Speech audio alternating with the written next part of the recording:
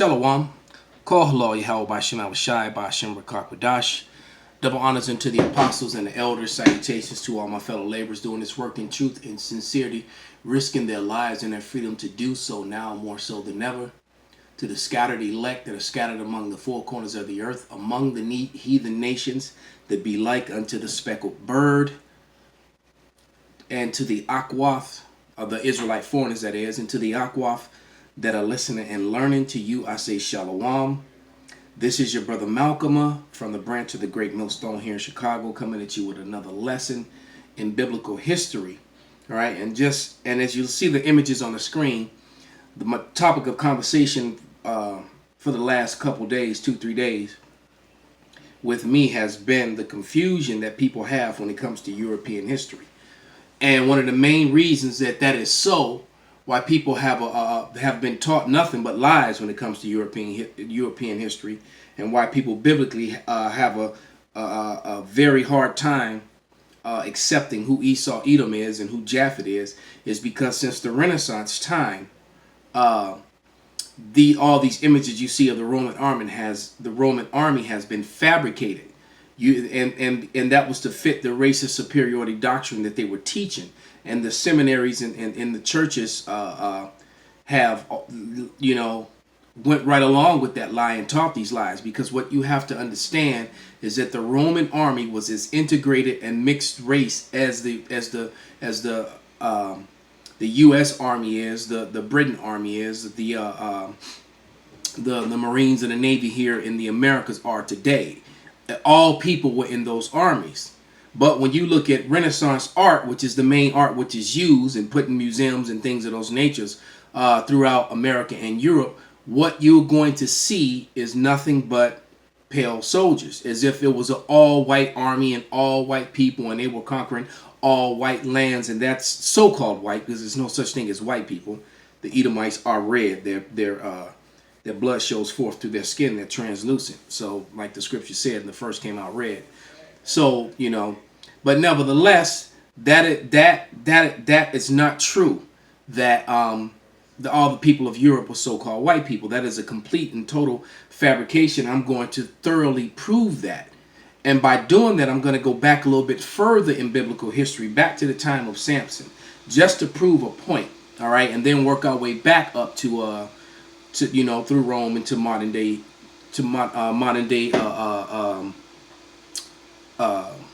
Europe. All right, so let's start first with Psalms, the 85th chapter and 11th verse, and it reads, "Truth shall spring out of the earth, and righteousness shall look down from heaven." All right, so the artifacts and the relics which were dug up, not painted by some artist's rendition or opinion like the one you're looking at and the one before you, which is clearly Renaissance art, but are artifacts that were dug up from the time periods from the people that were there. All right, so let's go to the book of Judges, the 16th chapter. And I'm going to read verse 1, all right, just to prove a point. And then went Samson, this is Judges 16:1. Then went Samson to Gaza, that's modern-day Palestine, right, which was occupied by Canaanites, Philistines, who are so-called Africans, so-called dark race of people, okay? And it says, and Samson went down to Gaza and saw there an harlot and went on into her. All right, so proving that it's not a sin to go on into a strange woman, because this harlot was a Hamite, a Philistine. All right, a modern day Philistine is Palestine. All right, and before I go any further, let me grab the Zondervan's Compact Dictionary Bible or the Young's, either one, whichever. The Young's I grabbed first, it was the closest. And I'm just gonna, because they both pretty much say the same thing. As a matter of fact, I often say that I like the Young's Dictionary Bible about the so-called Africans even better, because it goes a little bit harder than the than the Zondervans. But I'm gonna read it through the frame, all right, through the camera lens, and it reads: Ham, a son of Noah, father of Cush, Egypt, Put, and Canaan. See further on these four, while they may have all been dark-skinned. All right. So they were all dark-skinned. They were so-called what the world ignorantly refers to as black people. They were not the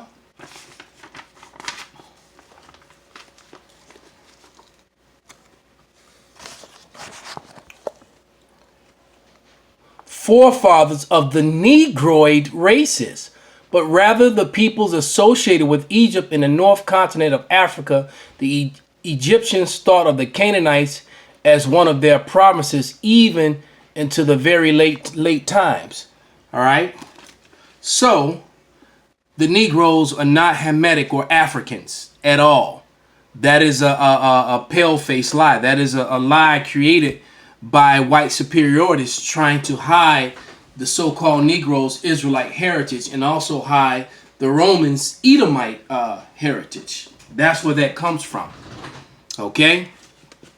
So now let's go back into the book of Judges and let's go to verse 23. And it reads, Then the lords of the Philistines gathered them together to offer a great sacrifice unto Dagon, all right, which happens to be the fish god, the same hat that the when you look up Dagon and his priests and his dress, you notice that same open mouth fish mouth hat that the Pope wears and that different Catholic higher ups wear.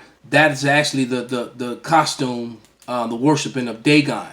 That's why you see that fish symbol. All right, and then they'll put the cross in it like it's Jesus. That's really them paying homage to Dagon. All right, so it says, Then the lords of the Philistines gathered them together to offer a great sacrifice unto Dagon their god, and to rejoice, for they said, Our God have delivered Samson, our enemy, into our hand. All right, so in this book right here that I'm going to show you, the book. Oh, by the way, let me show you the cover of the Young's Bible Dictionary. That's the Young's Bible Dictionary, where we read that definition of Tinsdale Desktop Reference Young's Bible's Dictionary. All right, where we read that definition of Ham. But the images of Dagon are going to come out of J.A. Rogers' book, Sex and Race. Okay, out of that book, Sex and Race. And it's on page 44. All right. And it said, and number one is Dagon the fish god. So it's showing you all these relics that were dug up out of the earth. All right. Their number one is that first one on the left there. All right. These are all images of ancient things that were dug up in Egypt and and in the land of Canaan and Palestine. And there you go, number one, Dagon the fish god, all right, of the Philistines. So, as you can clearly see, the Philistines were neat. See the wide nose and those thick lips? All right, they were not Arabs. They were not white people, so-called. All right, they were so-called African people. Okay. As a matter of fact, let's flip the page and show you some more Egyptians. You can clearly see that these were people of color. Because, when Alexander of Macedon took over Egypt and set Ptolemy in there, the Edomites then began calling themselves Egyptians. The same thing happened in Europe. When they took over Europe from the brown-skinned Etruscans and the brown-skinned people of Europe, they started calling themselves European. So there's nothing any different. All right, so now let's go to the book of 1 Samuel, chapter 5, verses 2 and 3. All right, and it reads, And the Philistines took the ark of power and brought it from Ebenezer unto Ashdod. All right. Remember, the scripture says that a bastard shall dwell in Ashdod. You know, and one of the word for bastards, one of the synonyms for that, for the word bastard is fraudulent. You know, fake and phony. So they told a fraudulent people would be in the land of Ashdod, which is what near Tel Aviv, which is a port city in Tel Aviv in the land of Israel. Just, and that's Zechariah 9:6. But it says, verse 2, and when the Philistines took the ark of power, they brought it unto the house of Dagon and set it by Dagon. And when and they of Ashdod arose early on the morrow, and behold, Dagon was fallen upon his face to the earth before the ark of power of Yahweh, and they looked at Dagon and set him in his place again. And as you read the story, the Lord kept knocking it down, kept knocking that false image down, right? Just like right now we're knocking down the false image and the lie which has been propagated by Esau, Edom, the so-called white man. Okay, and and then they'll show you that there are doctors of history, Dr. So and so, just a liar, man.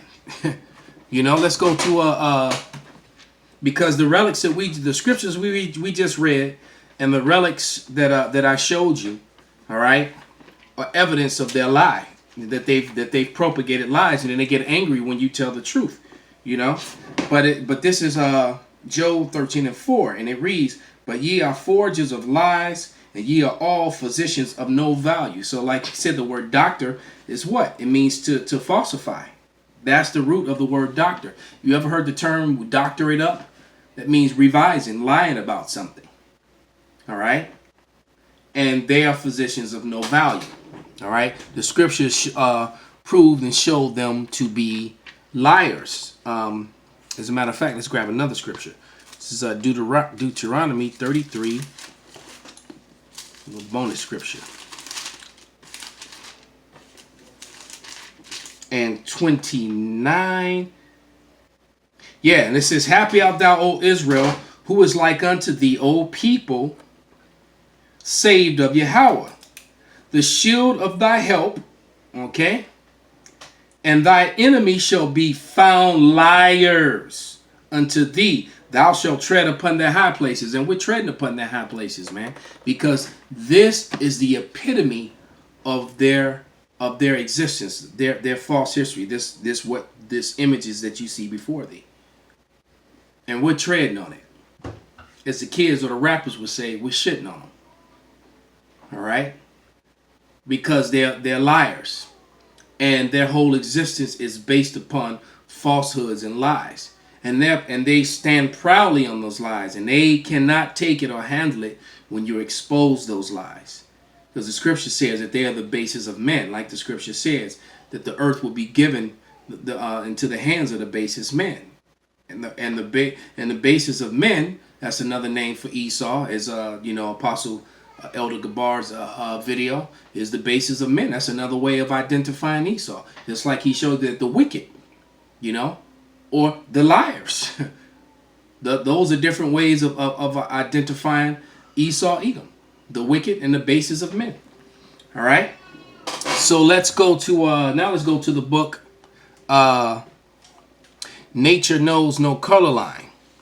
All right. Now we're gonna fast forward to the future, because what happened was that when Rome fell, around the 300 year, it was I think it was Rome fell, and then Septimius Severus and Persinius Niger were so-called black men who were decorated war heroes in the Roman armies, and most of the men that served under them were so-called Negroes and other men of color, even Edomites. They took the Romans down because they're images of Caesars that are very fair-skinned or brown with curly hair and with thick lips and things of that nature. You had black Caesars. Matter of fact, like in that movie Gladiator, the Caesars during that time were so-called black men during the time of Marcus Aurelius.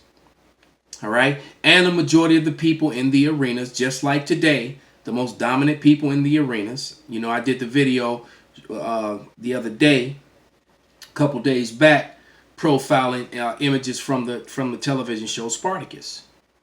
So so it's the same thing. Most of the people that were in the arenas being gladiators were no different from watching Michael Jordan and the Bulls in the '90s. It was the same thing. The most dominant sports figure was Jake. So but just to prove a point, we're gonna just look at some of the coats of arms. All right. And it says, and this is Nature Knows No Color line, and that's Queen Charlotte on the cover, and she was the last so-called Negro royalty. All right. And what happened was Esau married her. She was in the lines of kings coming down from King James and his sons, Charles, Charles I, Charles II, and in that line of kings that came before and after King James. She was the last one in that royal line, and she married an Edomite. And that's how the Edomites then began referring to themselves as royals. All right. After marrying into the family through Charlotte. And you can go find other images of Charlotte, and she was a so-called Negro woman with woolly hair. All right. But this is Negro ancestry in the white race. This is page 76. And the Negroes in coats of arms of noble families. Blackamoor, Argent of Fessy between Blackmore's heads, erased sable. British families from top to left. So I just let you view them through the pages there. So when Rome went down, it ceased to be the Roman Empire and became the Holy Roman Empire, because as of late, I have been watching again The Last Kingdom, which is a really good show, and the battle between the Britons and the Danes and all that. And all those were so-called people of color. All right? Because Uhtred of Bebbanburg and all that, they weren't so-called white people. They were people of color. Families of Negro coats of arms. All right? Names of family that denote except 3 denote Negro ancestry. All right. So, but here they are. And you can see the names: Moreau, Moretti, Moore, Moret. They got French names. Why? Because all through France, French, Italian, Spanish, Polish families. Okay. Because of what happened here, as you see these Edomites marching, they weren't. This picture's a fabrication, because they got force marched up into the Caucasus Mountain when Rome fell. So when you're looking at all these period pieces of all this medieval times prior to the Renaissance, when Edomites were present, so-called white people were present, they were serfs and slaves and bedwenches and servants and things of that nature, because the majority of them were up in the mountains. As a matter of fact, if you when you read in Job, which we're gonna get Job,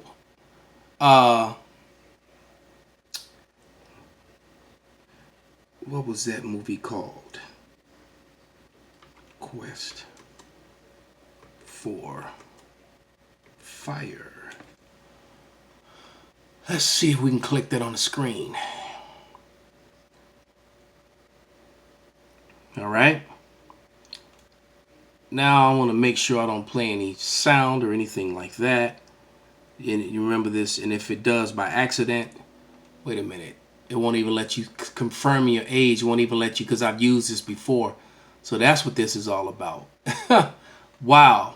All right. But nevertheless, we'll just, go off the images that you see. You can clearly see they're so-called cave people. All right.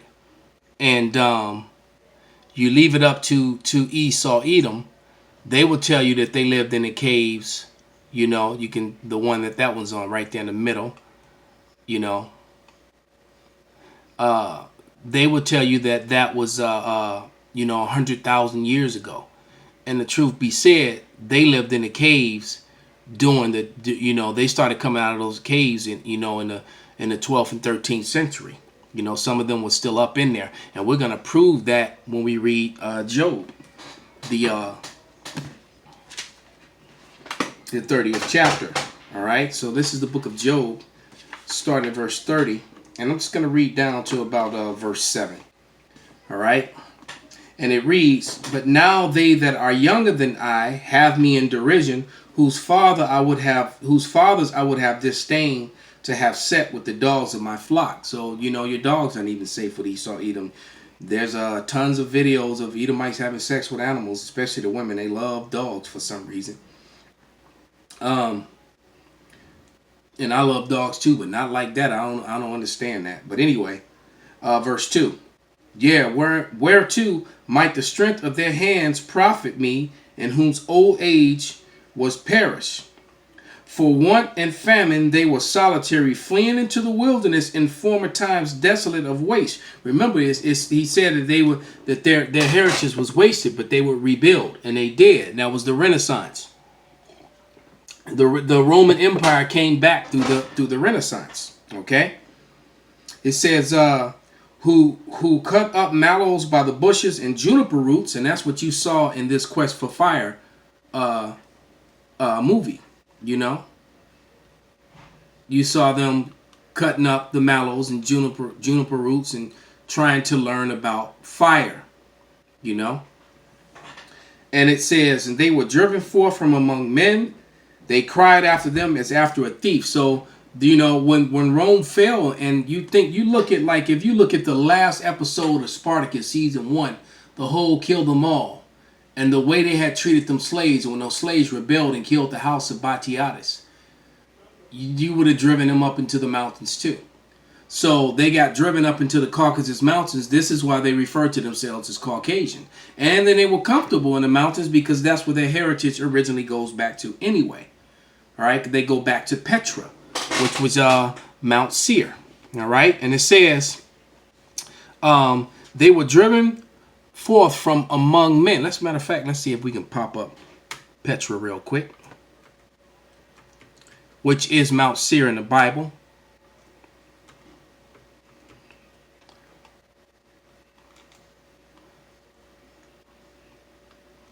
There you go. That's Petra. That's carved in the side of the rock, and you can see it right there on the screen. And they still build that way to this very day. All right, but it says right, and they were living in the cliffs, because that structure is about 7 stories high, carved into the mountain, and then there are caves and tunnels and things of that nature. And and they would look down on you when you would approach their city. It says they were driven forth from among men, they cried after them as after a thief, to dwell in the cliffs of the valleys, in the caves of the earth, and in the rocks. Among the bushes they brayed under the nettles as were gathering together. So that all that grunting and stuff. All right, and that's what you saw when you watched when you would watch Quest for Fire. Okay. When you would watch Quest for Fire, that is exactly what you would see, all right. And then on top of that, what you can't see on this image that I'm on, the eagle. That's the eagle right there in the center where the arrow is. Well, you see with the little arrow hand, that's an eagle. So remember, that's another clue about Esau, Edom. Though thou exalt thyself as the eagle, and when you go back to the Romans, all right. When you go back. What I'm going to do in this to the Romans. Oh well, it's not letting me do it. But when you go back to the Romans, what if the Romans, part of their standard, what was they carrying in that image? An eagle. So with that, I hope this was an edifying lesson. I'm going to give all praises, glory, and honor unto Yahweh by Shem Abishai, by Hashem Rakak Badash, and Wa Abba Babal. Shalom.